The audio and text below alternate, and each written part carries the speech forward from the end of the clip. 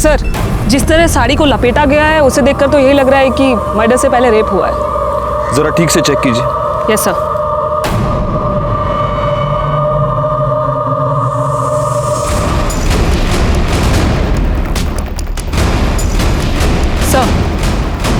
Sir ये एक नहीं 2 बॉडीज हैं। क्या? मेरा मतलब है सर, एक बॉडी में 2 डेड बॉडी। बॉडी का निचला हिस्सा किसी आदमी का है और ऊपर का हिस्सा औरत का। यानी कि मर्डरर ने एक आदमी और एक औरत का मर्डर करके उनकी बॉडी को बीच से काट के आपस में सिल दिया।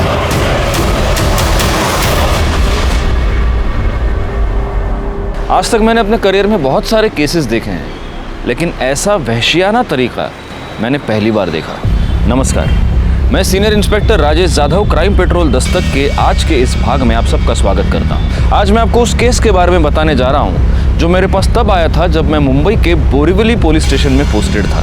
इस केस में 2 लाशों को जिस तरह से एक साथ सिला गया था, उससे ये साफ था कि ये मर्डर नफरत की वजह से किए गए थे या फिर ये किसी साइको का काम था। वैसे देखा जाए तो इस केस में हमें 2 लाशें मिली थी, लेकिन 2 लाशें गायब भी थी। और अब हमारा ये काम था कि इन लाशों के बचे हुए हिस्सों को ढूंढना और ये पता करना कि मरने वाला आदमी और औरत आखिर कौन है, उनको इस तरह से मारने की वजह क्या है, और 2 लाशों को एक साथ सिलकर ये मर्डरर एग्जैक्टली क्या मैसेज हमें देना चाहता है।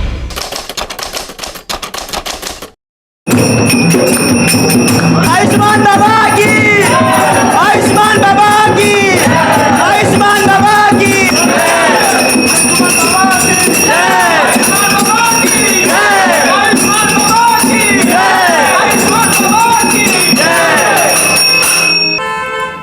ये मेरी पत्नी है बाबा, डिप्रेशन का शिकार हो चुकी है, दिन रात दुखी रहती है बाबा, घर में बहुत क्लेश होता है, कृपया इसका इलाज कीजिए, हम लोग बहुत परेशान हैं बाबा।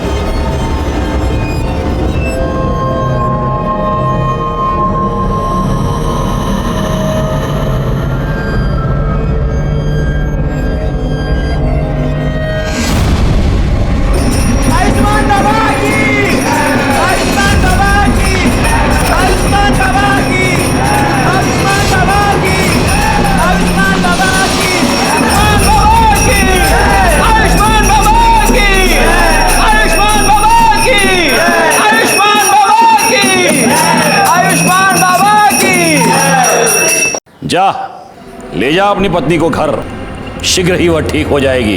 बाबा की जय हो, बाबा की जय हो। आओ भक्तों, बाबा का आशीर्वाद ले लो।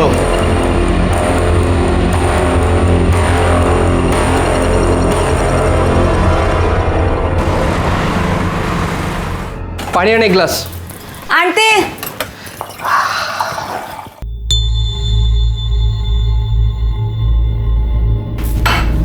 ये ले, घर खर्च के लिए। अब देख क्या रही है, पगार हुआ यार। मुझे नहीं चाहिए तेरे पाप की कमाई। क्या बोलिस? पाप की कमाई? ये मेरी मेहनत का पैसा है। मेहनत का पैसा? हाँ, ये मेहनत का पैसा है तेरा या तेरे उस ढोंगी कमीने बाबा की पाप की कमाई है? ए, बाबा को कुछ मत बोला, देख दांत तोड़ दूंगा मैं तेरे। तू भूल गया उसका क्या किया था? वो बाबा जो भक्ति के नाम पे दूसरी औरतों की चुम्मा चाटी करता है। देख, मुझे तेरा नहीं पता, पर मुझे बहुत शर्म आती है इस पाप की कमाई खाने में। चल तेरी तो मैं।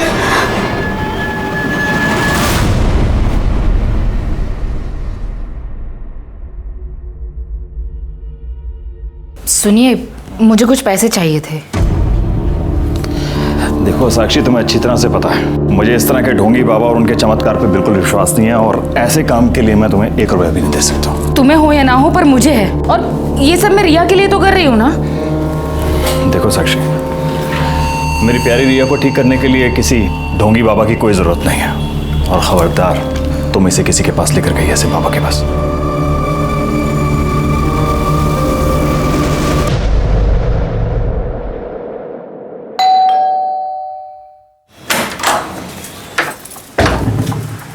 काजल, थोड़ी सी शक्कर मिलेगी?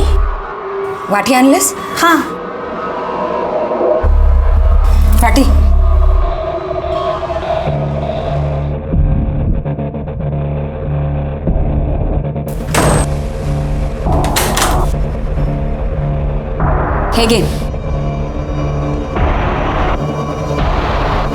और कुछ भी चाहिए? Thank you.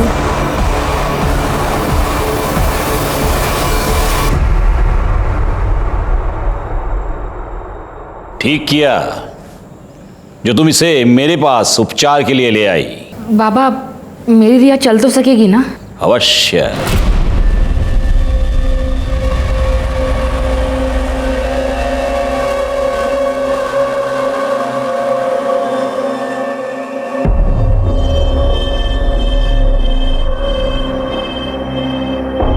ले, ये तेल है, प्रतिदिन 3 प्रहर इस तेल से तेरी बच्ची के पैरों पर मालिश करना। भगवान की कृपा रही, ये बच्ची चलने तो क्या, दौड़ने लगेगी। सच बाबा? सुना रिया, तू चलने लगेगी? अच्छा बाबा, प्रणाम। हाँ, चल। आयुष्मान बाबा की, आयुष्मान बाबा की, आयुष्मान बाबा की, आयुष्मान बाबा की।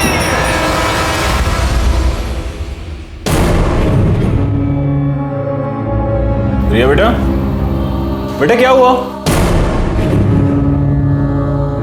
बाप रे, क्या हो गया है लोगों को? इतने घटिया लोग भरे पड़े हैं ना, रेप पर रेप के केस आ रहे हैं। अब 60 साल के बुढ़े ने एक 20 साल की लड़की का रेप कर दिया, बताओ। रिया, रिया बेटा, रिया बेटा क्या हुआ? क्या हुआ बेटा?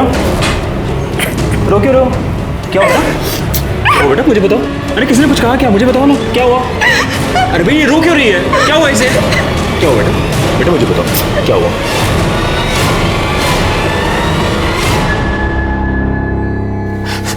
सर सर सर देखिए ना सर, मेरी बेटी के साथ क्या हो गया सर? सर मेरी बेटी के साथ सर रेप हो गया है सर। आप प्लीज बैठिए और मुझे शांति से बताइए कि एग्जैक्टली क्या। सर मेरे मना करने के बाद भी ना मेरी बीवी साक्षी सर मेरी बेटी को ना उस ढोंगी बाबा के पास लेके जाती थी सर 6 महीने से। सर मैंने इसे मना भी किया था, लेकिन सर इसने मेरी एक बात नहीं सुनी सर। मैंने इसको बोला भी था सर। अरे एक मिनट, ये सब यहाँ नहीं चलेगा, ये पुलिस स्टेशन है। आप बैठिए प्लीज। मैडम आप बताइए क्या हुआ?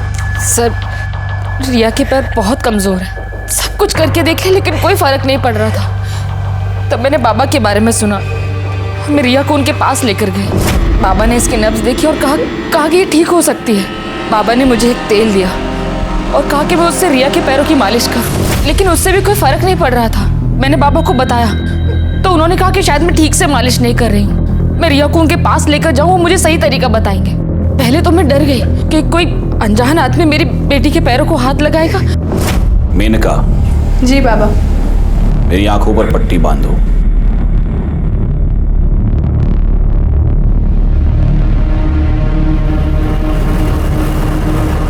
उसके बाद मुझे विश्वास हो गया कि बाबा ढोंगी नहीं है। लेकिन फिर 3 महीने पहले बाबा वो आज मेरे पास फीस के लिए पैसे नहीं हैं। अरे रे रे रे रे रे रे रे, पैसे नहीं है तो कोई बात नहीं, अब पैसा ही सब कुछ थोड़ा ना है, क्यों बाबा, है ना? अब पैसा नहीं है तो उसके बदले कुछ और देना पड़ेगा। अलग चीज मतलब उसके बाद मैं तेल लेने के लिए अकेले आश्रम गई। वहां पर उन्होंने मुझे वेटिंग रूम में बैठने को बोला।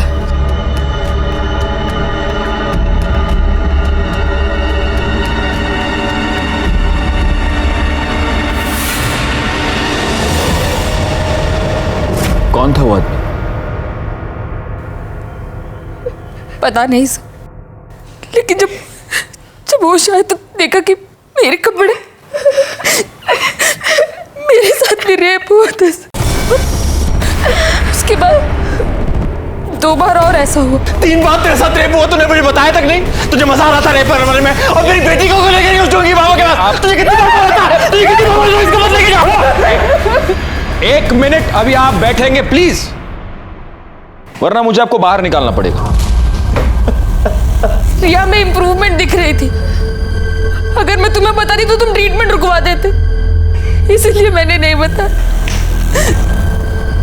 लेकिन फिर 4 दिन पहले 13 तारीख को मैं रिया को लेकर आश्रम गई। आर्यमान ने हमें कहा कि हम वेटिंग रूम में वेट करें, बाबा बाहर गए।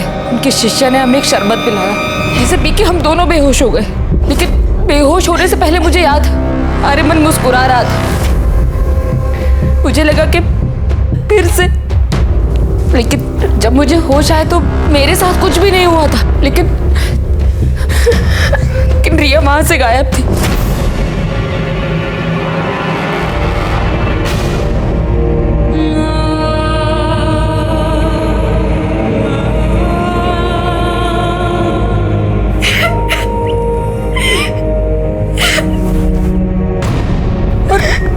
रिया मुझे ट्रीटमेंट रूम में मिली।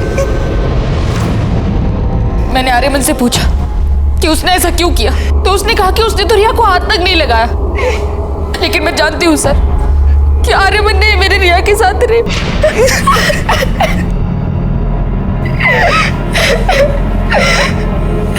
बेटा, क्या तुमने उस आदमी को देखा? वो आर्यमान ही था? नहीं, आर्यमन नहीं, आयुष्मान बाबा थे। मुझे याद है, बेहोश होने से पहले जो आदमी मेरी तरफ आ रहा था, उसने वही चोला पहना था जो आयुष्मान बाबा पहनते। इंस्पेक्टर सर प्लीज उस बाबा और उसके बेटे को अरेस्ट कर लीजिए प्लीज सर। प्लीज सर, हमें न्याय दिलवा दीजिए प्लीज सर। कामनी मैडम, बच्ची को मेडिकल एग्जामिनेशन के लिए ले जाइए। आप भी जा सकते हैं। रैकॉर्ड, हम चल के इस आयुष्मान बाबा से मिलते हैं।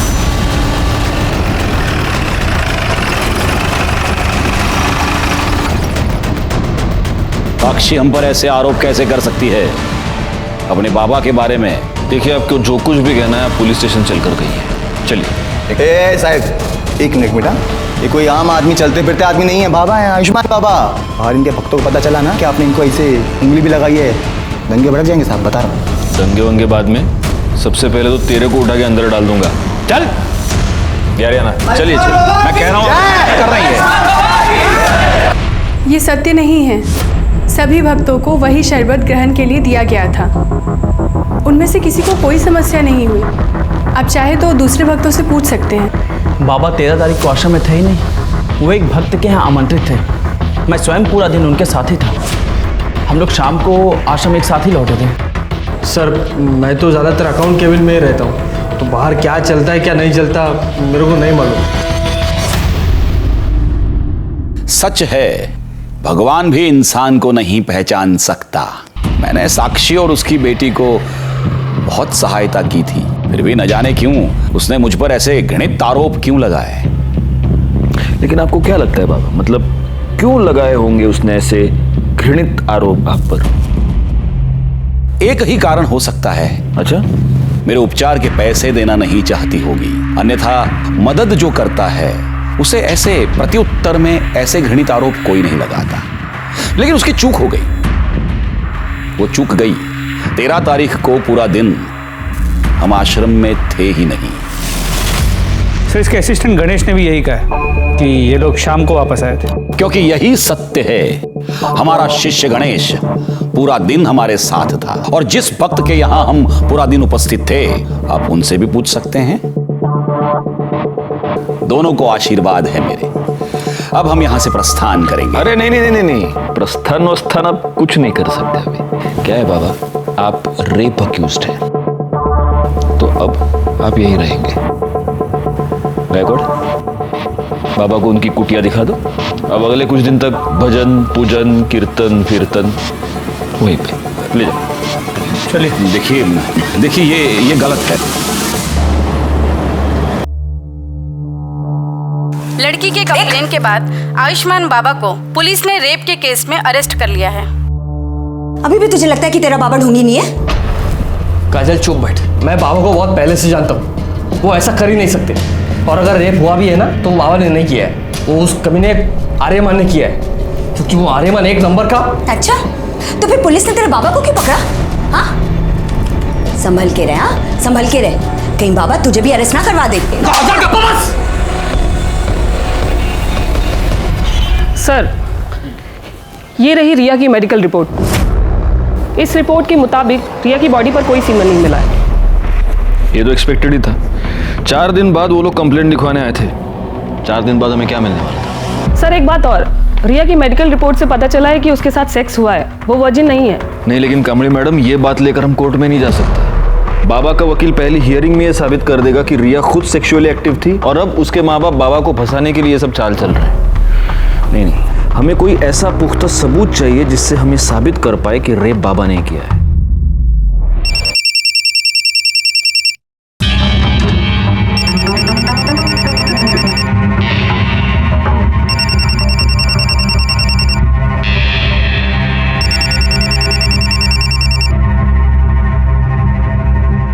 हेलो, तेरी हिम्मत कैसे हुई बाबा के खिलाफ कंप्लेंट लिखवाने की? भूल गई बाबा कौन है? या तो कंप्लेंट वापस ले वरना हम तुझे और तेरी बेटी को छोड़ेंगे नहीं। नहीं नहीं, मेरी बेटी को कुछ मत करना। वो कौन है? कौन है? कौन है? कौन बोल रहा है? हिम्मत है तो सामने आके बात कर। अरे फोन पे क्या धमकी दे रहा है? आ सामने। हेलो हेलो, काट दिया। जो भी ऐसे छोड़ूंगा। कहाँ जा रहे हो? अरे पुलिस को इन्फॉर्म करने जा रहा हूँ। नहीं नहीं, उसने धमकी दी है। साक्षी तुम अब भी नहीं समझ रही हो, हमें पुलिस को इन्फॉर्म करना पड़ेगा। ये सब बंद होना चाहिए। नहीं नहीं, आप मेरी बात सुनिए ना। साक्षी प्लीज, देखिए मेरी बात सुनिए प्लीज साक्षी।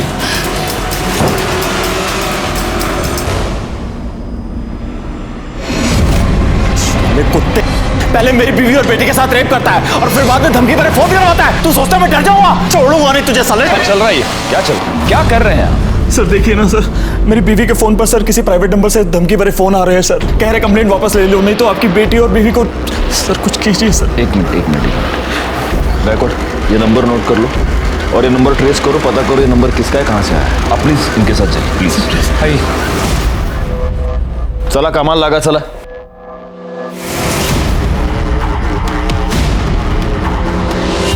सर, आयुष्मान बाबा को बिल मिल गई है। ये तो नहीं था, सिवाय इनकी कंप्लेंट के हमारे पास है ही क्या? फॉर्मेलिटीज पूर्ण कर सर।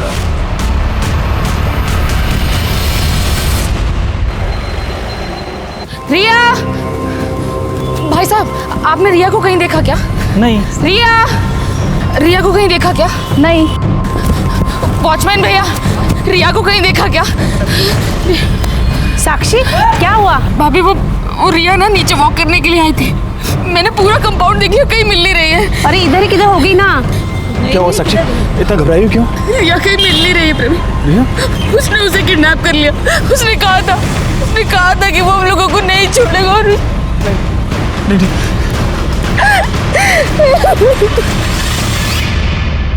हरामखोर, रिया का रेप तूने किया है ना, मुझे सब पता है। क्या रे बड़ऊ, मैं किया है, क्या लगा के रखा है? लड़की ने देखा तेरे को, स्टेटमेंट में नाम तेरा, तो मैं कैसे किया है हा? और वैसे भी वो जो तू आशीर्वाद के नाम पे वो जो चोला डाल के जो चुम्मा चाटी करता है, तो ठरकी कौन? तू रेपिस्ट कौन? तू, मैं नहीं, समझा? बकवास बंद कर, मुझे सब पता है। बाबा को मिर्ची लगी रे बाबा को मिर्ची। लेकिन क्या करे, मैं देखा रे तेरे को उस दिन आश्रम आते हुए। झूठ बोल रहा है तू। उस दिन मैं आश्रम में था ही नहीं, मैं तो शाम को लौटा था। ये जो तेरी झूठ की खिचड़ी है ना, ये तो येड़ा गणेश है ना, उसके साथ मिलकर पुलिस से खिला, मेरे को नहीं। मैं देखा तेरे को उस दिन शाम को वापस आते हुए भी, और रिया के साथ कमरे में करते हुए भी। हाँ, तो मेरे साथ ना शांतपंथी नहीं। चल जा। बाबा और साक्षी ठाकुर आई है, बहुत शोर मचा रही है और तमाशा भी कर रही है। जल्दी चलिए।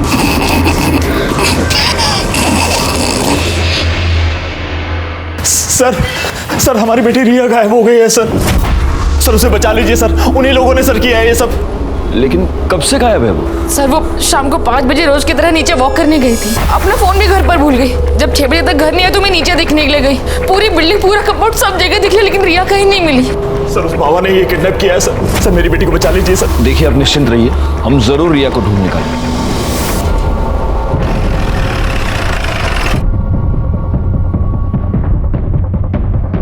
सर, बॉडी को सबसे पहले इन औरतों ने देखा।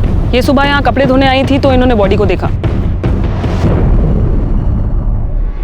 सर, बॉडी पे कई जगह खरोच के निशान हैं और ये देखिए गर्दन पे जो मार्क है उसे देखकर तो यही लग रहा है कि मौत गला घुटने से हुई। एक मिनट पूरा चेहरा टर्न करना।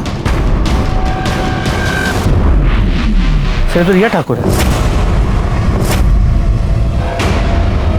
देखिए आसपास जरा चेक कीजिए, कोई क्लू मिलता है क्या? सर ये तो बैसाखी मुझे वहाँ पे मिली। कामी मैडम, सर। फॉरेंसिक टीम को बुलाइए और बॉडी को पोस्टमार्टम के लिए भेज दीजिए। Okay sir. अब इस बाबा का टाइम आ गया है।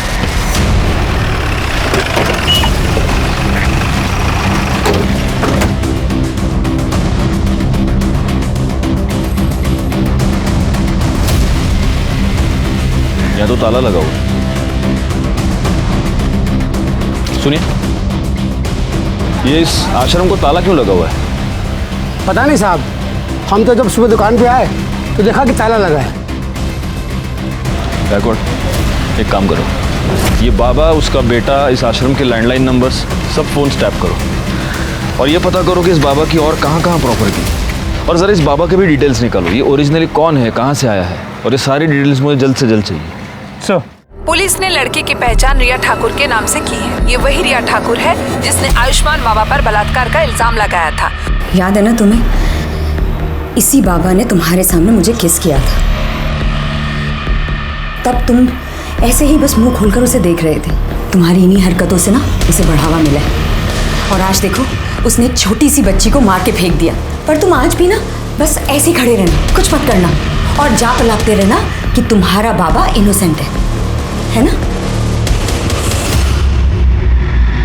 सर, कल रात को जब ड्यूटी खत्म होने के बाद आप घर चले गए तो एक आदमी ने कॉल किया था। वो कह रहा था कि रिया मर्डर केस के बारे में कुछ जानता है और आपको बताना चाहता है। मैंने उससे कहा कि आप घर चले गए तो उसने कहा कि मैं दोबारा कॉल करूंगा। उसने फ़ोन कट कर दिया और अभी तक उसको कॉल नहीं है। मैं सुबह से ट्राई कर रहा हूँ उसको कॉल करने की, लेकिन मोबाइल स्विच ऑफ आ रहा है। जोशी, पता करो ये नंबर किसका है, हो सकता है इससे हमें कोई इंपॉर्टेंट लीड मिले। Yes sir. सर, रिया ठाकुर की पोस्टमार्टम रिपोर्ट के मुताबिक पहले उसके साथ रेप हुआ था, फिर 18 तारीख की शाम 7 और 8 बजे के बीच उसका गला घोट के उसे मार दिया गया। बॉडी पर सीमेन या कोई ऐसी चीज़ मिली जिससे मर्डरर को आइडेंटिफाई कर पाए? नहीं सर, बॉडी की फोरेंसिक रिपोर्ट 2 दिन बाद आएगी। 2 दिन? ठीक है, तब तक वेट करते, हो सकता है उससे कोई क्लू मिले। सर आयुष्मान ट्रस्ट के नाम से आयुष्मान बाबा की 4 प्रॉपर्टीज है, बोरवली, दहिसर, वसई और विरार में। लेकिन चारों प्रॉपर्टीज में कोई रहता नहीं है, वहाँ पे ताला लगा हुआ है। रिकॉर्ड, एक काम करो, इन चारों जगहों पर सिविल में अपने आदमी रख दो 24 घंटे। पता नहीं क्यों मुझे ऐसा लगता है कि बहुत जल्द यहाँ पर कोई रहने आएगा। सर, हमने आयुष्मान बाबा की डिटेल्स निकाली तो पता चला कि ओरिजिनली वो विरार का रहने वाला है और कुछ साल पहले किसी रामनारायण तिवारी नाम के वैद्य को असिस्ट कर रहा था। उसका कंपाउंडर था। बैकवर्ड, एक काम करो, इस रामनारायण तिवारी वैद्य से पूछताछ करो और इस बाबा के बारे में जितनी डिटेल्स हो सके उतनी डिटेल्स निकालो। सर, वो हमारे पास 3 साल काम किया था। हमने उसको सब सिखा दिया था, मालिश करना, हड्डी बिठाना और आयुर्वेद तरीके से उपचार करना, दवाई बनाना भी। लेकिन था बड़ा होशियार, हर काम फटाफट सीख जाता था। लेकिन उसे एक आदत थी, वो आयुर्वेद और एस्ट्रोलॉजी की किताब पढ़ने का बड़ा शौक था। जरा सा भी समय मिले किताब खोल के पढ़ने लगता था। फिर एक दिन आया, कहने लगा कि हम कल से काम पर नहीं आएंगे। हम कहा काहे? बहुत उससे कहा कि रुक जा, लेकिन नहीं रुका, वो चला गया। 1 साल बाद सुनने में आया कि साकिब खान जो है आयुष्मान बाबा बन गए। एक मिनट, ये साकिब खान कौन है? अरे वही आयुष्मान बाबा जो है वही साकिब खान है। मुस्लिम से हिंदू नाम बदल के बाबा बना। और ये आर्यमन उसका बेटा इमरान। हाँ, जब उसकी जोरू मरी तो इमरान 2 साल का रहा होगा। तो इसने माँ का भी प्यार दिया, बाप का भी प्यार दिया। बहुत लाड करता था और लाड प्यार के चक्कर में लड़का खराब हो गया। अच्छा, ये आयुष्मान बाबा मतलब आपका साकिब खान जब ये आपके पास काम किया करता था तो जो महिला इलाज करवाने के लिए आती थी उनके साथ कभी उसने बदतमीजी की थी? ना, कभी कोई बदतमीजी नहीं। अच्छा, उसके किसी रिश्तेदार को आप जानते हैं? नहीं, बस परिवार का मालूम था, सो हमने बता दिया।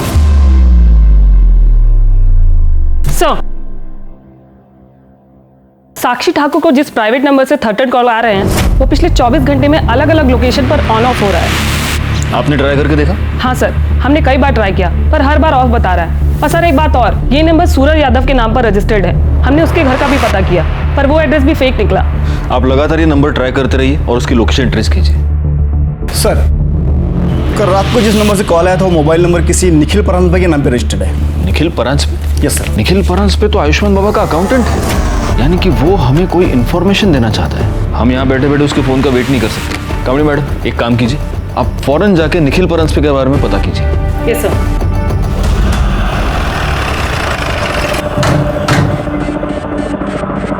क्या आप बता सकती हैं कि काजल और निखिल कहाँ गए हैं? हाँ मैडम, कल शाम को करीब 8 बजे मैंने काजल और निखिल दोनों को एक साथ जाते देखा। मैं तो खुद हैरान थी कि दोनों एक साथ कहाँ जा रहे हैं। मतलब 24 घंटे लड़ाई झगड़ा करते रहते हैं। किस बात पे?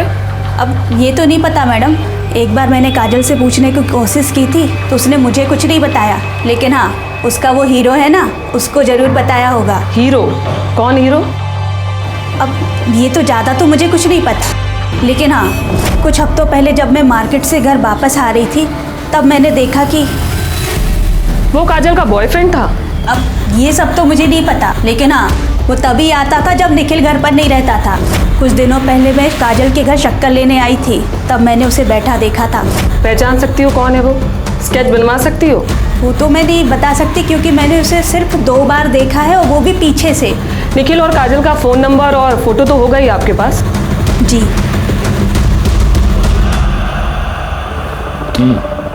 मतलब आयुष्मान बाबा सादिक खान है जो फ्रॉड करने के लिए एक हिंदू बाबा बना। गायकवाड़, मैंने तुम्हें उसके प्रॉपर्टीज पर नजर रखने के लिए कहा था, उससे कुछ पता चला? नहीं सर, अब तक तो वहाँ कोई भी नहीं आया और आसपास के लोगों से पूछताछ की तो समझा कि उन प्रॉपर्टीज में हमेशा ताला होता है। वहाँ किसी को आते जाते देखा नहीं है। उसके बैंक अकाउंट चेक किए? उसे पैसे की जरूरत तो पड़ती होगी। वहाँ से भी कोई लीड नहीं मिल पाया। जब से बाबा गायब हुआ है अकाउंट्स में ना कोई पैसे डिपॉजिट हुए हैं ना ही विड्रॉ। बड़ी अजीब बात है, एक फ्रॉड बाबा गायब होता है, उसके साथ उसका अकाउंटेंट गायब होता है और साथ में अकाउंटेंट की बीवी भी गायब होती है। अच्छा, अभी कामड़ी मैडम ये बता रही है कि बीवी का किसी के साथ अफेयर चल रहा था। हो सकता है इन दोनों के बीच में बहुत झगड़े थे इसीलिए उसका अफेयर चल रहा था, या फिर उसका अफेयर चल रहा था इसलिए झगड़े थे। कोई और रीजन लगता है? सर मुझे तो लगता है झगड़े का रीजन उसकी बीवी का अफेयर ही हो सकता है। लेकिन अगर ऐसा है तो कल शाम को दोनों एक साथ कहाँ पर गए थे? कहीं ऐसा तो नहीं कि मर्डरर को पता चल चुका था कि निखिल पुलिस को कोई इन्फॉर्मेशन देने वाला है, इसलिए इन दोनों मियाँ बीवी को साथ में कहीं पर बुला लिया?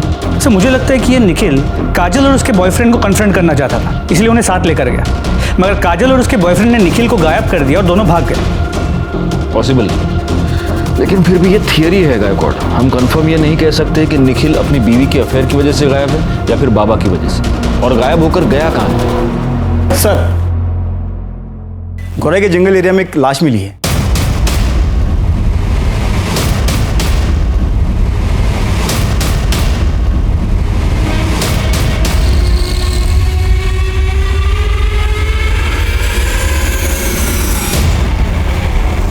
सर, ये बॉडी तो काजल परांजपे की है। व्हाट? Yes sir. सर, जिस तरह साड़ी को लपेटा गया है उसे देखकर तो यही लग रहा है कि मर्डर से पहले रेप हुआ है। जरा ठीक से चेक कीजिए। Yes sir.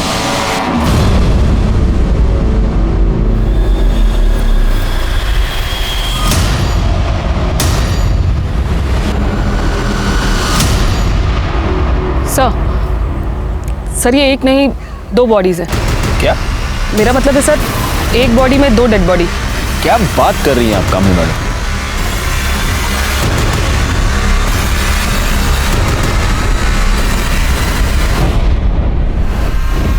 बॉडी का निचला हिस्सा किसी आदमी का है और ऊपर का हिस्सा औरत का। या तो ये निखिल हो सकता है या फिर काजल का बॉयफ्रेंड।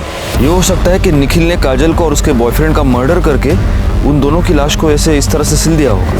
पर सर, बॉडी को कोई इस तरह स्टिच क्यों करेगा?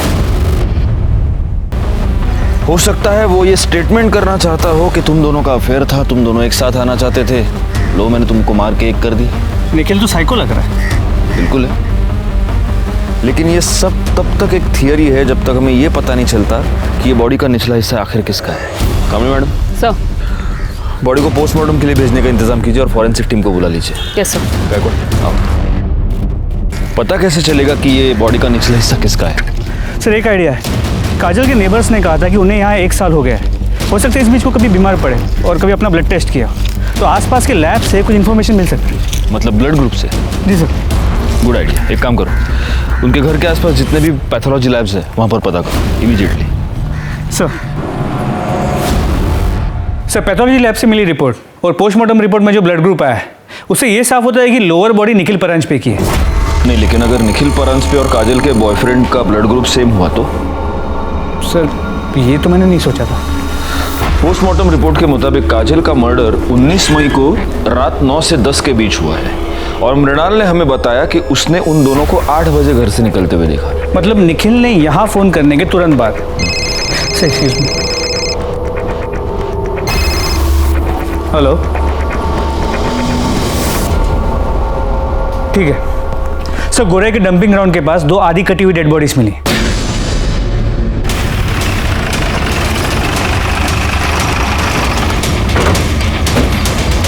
साहब मैंने ही आपको फ़ोन किया था। सुबह जब काम पे जा रहा था तभी ये मैंने देखा और 100 नंबर पे मैंने डायल किया। थैंक्स। जोशी बघा। सर ये बॉडी तो निखिल की है। मतलब इसे इतना तो क्लियर हो गया कि उस बॉडी का निचला हिस्सा निखिल का था। सर सिर के पीछे गहरी चोट है, हो सकता है मौत की वजह ये चोट ही हो। सर ये देखिए।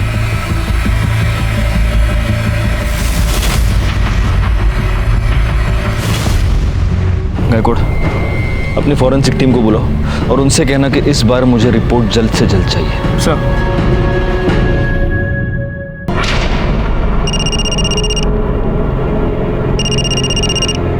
हाँ सर।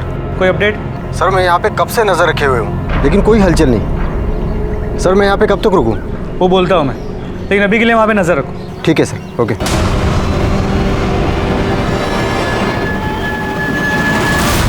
हे शिंदे ना होते सर। गायकवाड, आयुष्मान बाबांड्याच्या मुलाबद्दल काय कळलं का? नहीं सर, पण लवकरच समझे। और सर ये निखिल की पोस्टमार्टम रिपोर्ट, इसके मुताबिक उसकी मौत 19 मई की रात 9 और 10 के बीच हुई है और मौत की वजह सर पे रॉड जैसी किसी चीज से वार किया जाना है।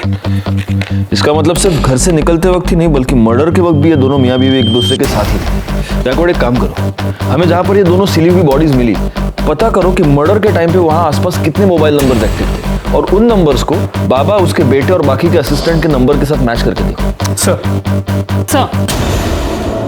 ये रहे काजल के कॉल रिकॉर्ड्स। इस कॉल रिकॉर्ड के मुताबिक काजल के कॉल्स की ड्यूरेशन 1 से 1.5 मिनट थी सिवाय एक नंबर को छोड़ के। खोपली में एक नंबर है, 3 हफ्ते पहले काजल ने उस पर 20 मिनट तक बात की थी। किसका नंबर है? काजल की माँ मुक्ता।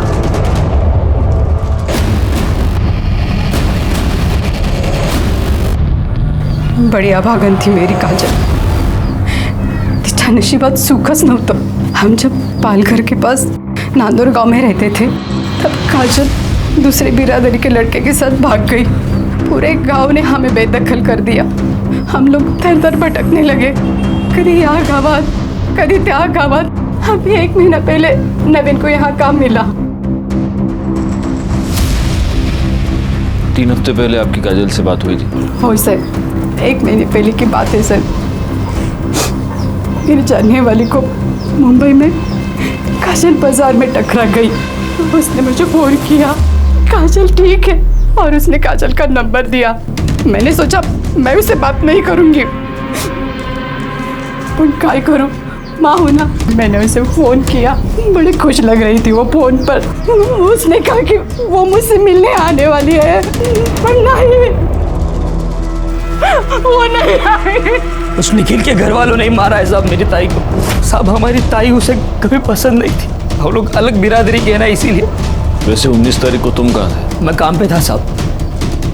विठल और मैं साथ में ही काम पे जाते। विठल कौन? हमारा पड़ोसी, इधर बाजूला रहा था। निखिल की फैमिली का नांदौर का एड्रेस है आपके पास? ठीक है सर, विठल ने कंफर्म किया है। 19 मई को नवीन उसके साथ सुबह से शाम तक गोडाउन में ही था। एक काम करते, निखिल के घर चलकर पता करते कि इस नवीन के बात में कितनी सच्चाई है। मैंने कितनी बार निखिल को समझाया था कि काजल तेरे लिए ठीक नहीं है, फिर भी उसने मेरी एक बात नहीं मानी। इसलिए तुमने उन दोनों का पता लगाया, उनका मर्डर किया और अपना बदला पूरा किया। क्या बात कर रहे हो साहब? मैंने खुद उन दोनों की शादी करवाई थी। बिरादरी में रहने के लिए नाटक किया था कि वो दोनों गांव से भाग गए।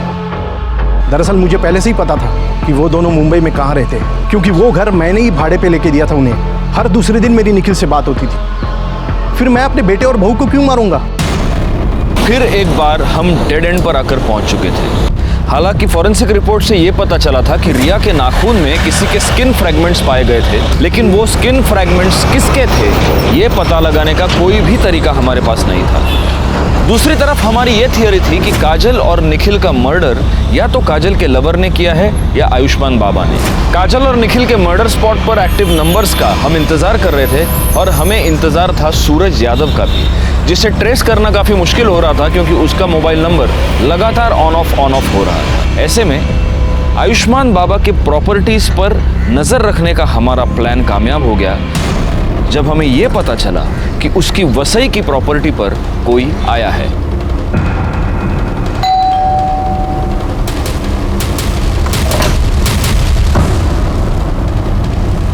जी, आपका नाम? माजिद खान। सादिक खान को जानते हैं? हाँ, वो हमारे फूफी के लड़के हैं, हमारे बड़े भाईजान हैं। बड़े ताज्जुब की बात है माजिद साहब, आपकी आवाज़ आपके फूफी के लड़के से बहुत मिलती जुलती है। देखिए, आप हमें खामखा परेशान कर रहे हैं। हमारे बड़े भाईजान का उन्होंने जो किया है उससे हमारा कोई वास्ता नहीं है। गायकवाड़,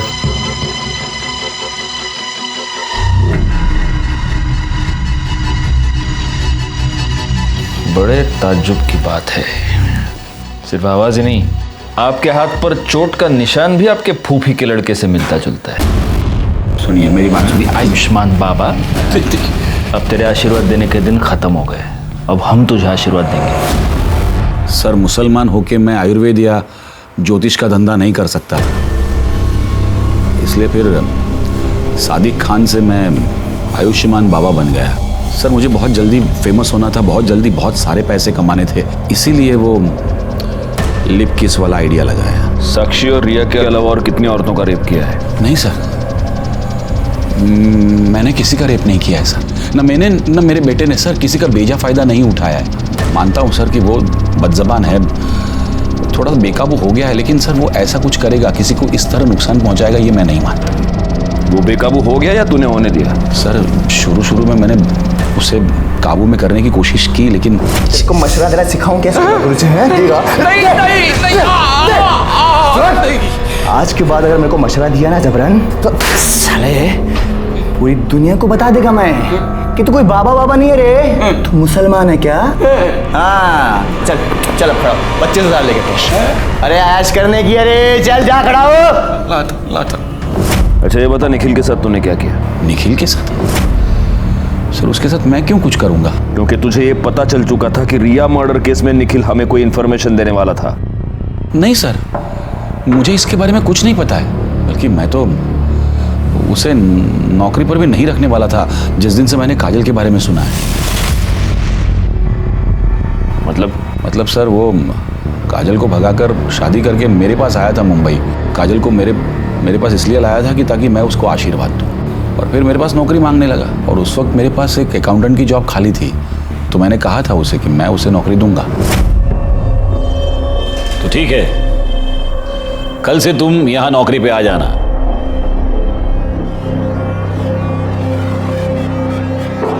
मेरी बीवी है।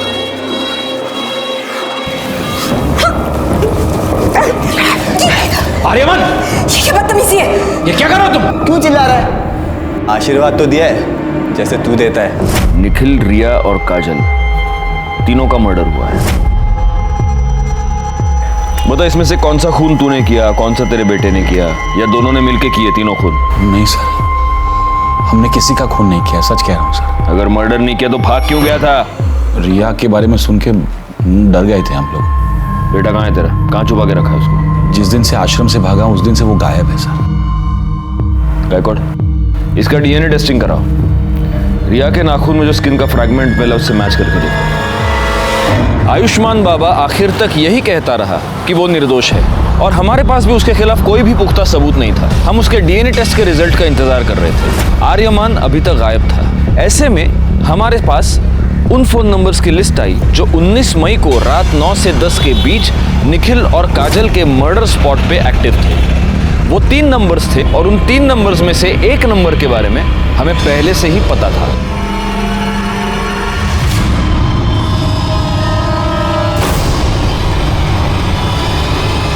ताई की वजह से हमने बहुत दुख देखे थे साहब। मैं उससे बदला लेना चाहता था, पर पता नहीं था कि वो कहाँ रहती है। फिर पता चला कि आई को उसका फ़ोन नंबर मिला है। तो तू पहली बार में ही कामयाब हो गया। तूने काजल को फ़ोन करके गोराई बुलाया और वहाँ पे तूने उसको मार दिया। नहीं साहब, पहले मैं उसके घर गया था उसको मारने के लिए, लेकिन तब उसकी पड़ोसी ने मुझे देख लिया और दूसरी बार अखबार वाला पैसे लेने आया था। तो वो तू था जिसको मृणाल ने देखा था? मैंने सोचा कि ताई को किसी ऐसी जगह ले जाके मारना होगा जहाँ मुझे कोई देख नहीं पाए। हाँ बोलो नमीन। वो कुछ काम से मैं मुंबई आया था, तो आपसे कुछ ज़रूरी बात करनी है, मिलना था। अरे पर ताई, मैं वो सब आपको मिल के बताता हूँ। आप एक काम कीजिए, आप मुझे गुराई के पास आके मिलिए। अच्छा ठीक है, मैं आती है। क्या हो गया, यहाँ क्यों बुलाया? घर आ जाता ना। छोड़ूंगा नहीं, छोड़ उसे। देखा, मैंने तुझे कहा था इस तरह सुनसान जगह पे बुलाया, जरूर कुछ गड़बड़ है। सब उसके बाद मैं घर जाके विट्ठल को मना लिया, ताकि कल को अगर पुलिस पूछे तो उनसे झूठ कहे कि मैं दिन भर उनके साथ था। लेकिन तू अपने मोबाइल को नहीं मना पाया और तेरी मोबाइल लोकेशन ने तुझे फंसा दिया। निखिल और काजल के मर्डर की चार्जशीट फाइल करो इसके ऊपर। सुनिए, मुझे कुछ पैसे चाहिए थे। देखो साक्षी, तुम्हें अच्छी तरह से पता है मुझे इस तरह के ढोंगी बाबा और उनके चमत्कार पे बिल्कुल विश्वास नहीं है, और ऐसे काम के लिए मैं तुम्हें 1 रुपया भी नहीं दे सकता। तुम्हें हो या ना हो, पर मुझे है, और ये सब मैं रिया के लिए तो कर रही हूँ ना। देखो साक्षी, मेरी प्यारी रिया को ठीक करने के लिए किसी ढोंगी बाबा की कोई जरूरत नहीं है। साक्षी हम पर ऐसे आरोप कैसे कर सकती है अपने बाबा के बारे में? देखिए, आपको जो कुछ भी कहना है पुलिस स्टेशन चलकर कहिए। चलिए। साहब एक मिनट बेटा, ये कोई आम आदमी चलते फिरते आदमी नहीं है, बाबा है, आयुष्मान बाबा। और इनके भक्तों को पता चला ना कि आपने इनको ऐसे उंगली भी लगाई है, दंगे भड़क जाएंगे साहब, बता रहा हूँ। दंगे वंगे बाद में, सबसे पहले तो तेरे को उठा के अंदर डाल दूंगा। याद है ना तुम्हें, इसी बाबा ने तुम्हारे सामने मुझे किस किया था। तब तुम ऐसे ही बस मुंह खोलकर उसे देख रहे थे। तुम्हारी इन्हीं हरकतों से ना उसे बढ़ावा मिला है, और आज देखो उसने एक छोटी सी बच्ची को मार के फेंक दिया। पर तुम आज भी ना बस ऐसे ही खड़े रहना, कुछ मत करना, और जाप लगते रहना कि तुम्हारा बाबा इनोसेंट है।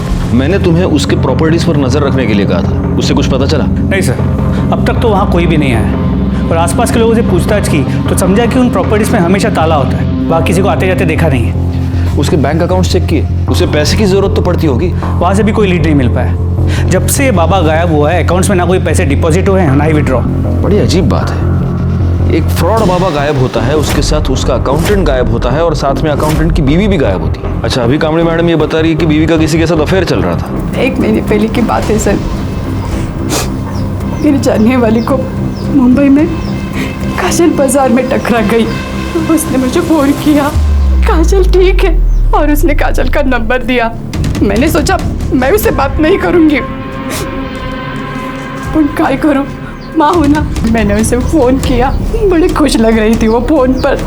उसने कहा कि वो मुझसे मिलने आने वाली है। सर इन्फॉर्मेशन मिली थी कि सूरज यादव, जिसने साक्षी को थ्रेटनिंग कॉल किया था, वो एक प्रोस्टिट्यूट के पास रेगुलरली जाता है। सर उसी एरिया में भी सूरज का फ़ोन स्विच ऑन हुआ और उसने एक फ़ोन कॉल किया, जिसे हमने रिकॉर्ड कर लिया है। सर सुनिए वो क्या कह रहा है।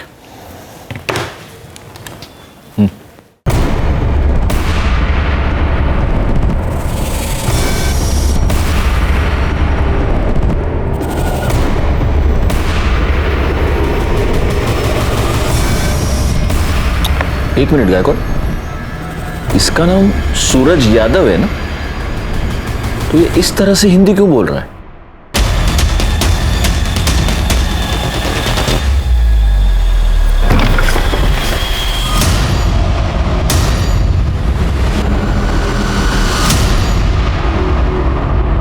क्या बुलाऊं तुझे? आर्यमान, इमरान या फिर सूरज यादव?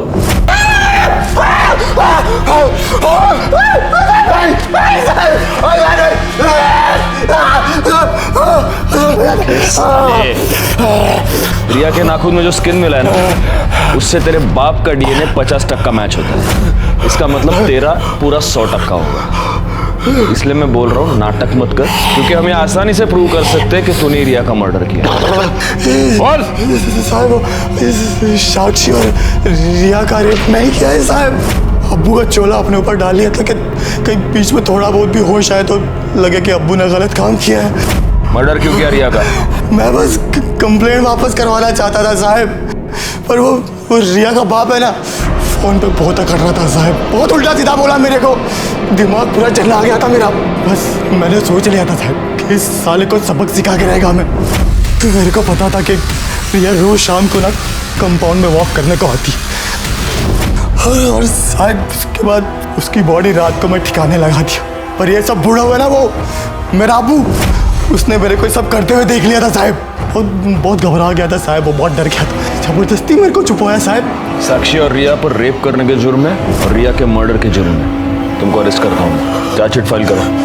फॉरेंसिक रिपोर्ट से यह साबित हो गया कि वो स्किन आर्यमान की थी। निखिल काजल मर्डर केस और रिया मर्डर केस फाइनली सॉल्व हो गए। नवीन, जिसने अपनी बहन को एक भयानक, एक दर्दनाक मौत दी, उसका पूरा प्लान उसकी फोन की वजह से फेल हो गया। रिया, जो कि शारीरिक रूप से कमजोर थी, अपने माँ के अंधविश्वास और अंधभक्ति की भेंट चढ़ गई। इसी के साथ मैं सीनियर इंस्पेक्टर राजेश जाधव आपसे विदा लेता हूँ। दोबारा मिलूंगा, तब तक सतर्क रहिए और देखते रहिए क्राइम पेट्रोल दस्तक, क्योंकि मकसद बताना नहीं, बचाना है। जय हिंद।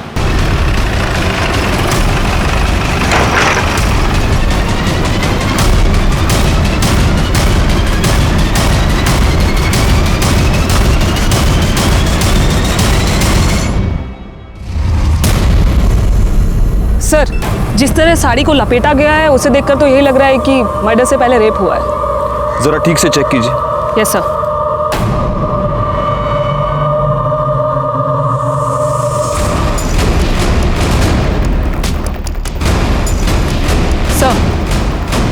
सर, ये एक नहीं, 2 बॉडीज हैं। क्या? मेरा मतलब है सर, एक बॉडी में 2 डेड बॉडी। बॉडी का निचला हिस्सा किसी आदमी का है और ऊपर का हिस्सा औरत का। यानी कि मर्डरर ने एक आदमी और एक औरत का मर्डर करके उनकी बॉडी को बीच से काट के आपस में सिल दिया।